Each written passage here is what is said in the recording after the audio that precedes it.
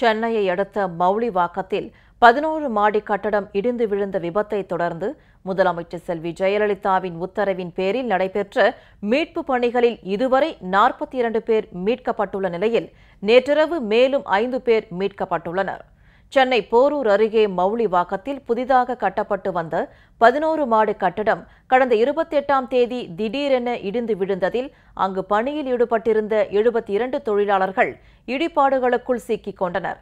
விபத்து பற்றி அறிந்ததும் முதலமைச்சர் செல்வி ஜெயலலிதா மீட்பு பணிகளை விரைந்து மேற்கொள்ள உத்தரவிட்டதன் அடிப்படையில் அமைச்சர்கள், அரசு உயரதிகாரிகள் விபத்து நடந்த இடத்தில் முகாமிட்டு மீட்பு பணிகளை தீவிரப்படுத்தி வருகின்றனர். தமிழகத்தில் முன் எப்போதும் இல்லாத வகையில் மிகப்பெரிய மீட்பு பணியாக இந்த பணி இடைவிடாமல் ஓய்வின்றி துரிதமாக நடைபெற்று வருகிறது. முதலமைச்சரின் உத்தரவின் பேரில் தேசிய பேரிடர் மேலாண்மை குழு, சென்னை காவல்துறை, தீயணைப்பு மற்றும் மீட்பு பணிகள் துறை, பொதுப்பணித்துறை, நெடுஞ்சாலைத்துறை, சென்னை மாநகராட்சி, சென்னை மெட்ரோ ரயில் பணியாளர்கள், சுகாதாரத்துறையினர் என பல்வேறு துறைகளைச் சேர்ந்தவர்கள் மீட்பு பணிகளில் ஈடுபட்டு வருகின்றனர்.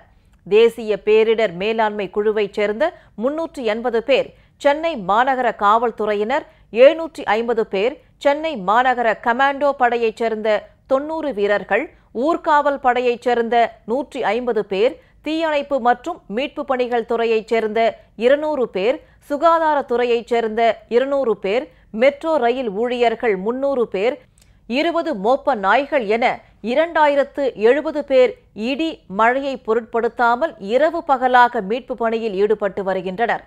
ஓய்வின்றி நடைபெற்று வரும் மீட்பு பணிகளுடன் கட்டட தொழிலாளர்கள் மற்றும் அவர்களின் குடும்பத்தினருக்கு தேவையான உதவிகளை மேற்கொள்ள தாம்பரம், பல்லாவரம், ஆவடி, பூந்தமல்லி நகராட்சிகளைச் சேர்ந்த நூற்றுக்கணக்கான பணியாளர்களும் துப்புரவு பணி, குடிநீர் வழங்கும் பணி, சுற்றுப்புறத்தை தூய்மைப்படுத்தும் பணிகளில் ஈடுபட்டு வருகின்றனர்.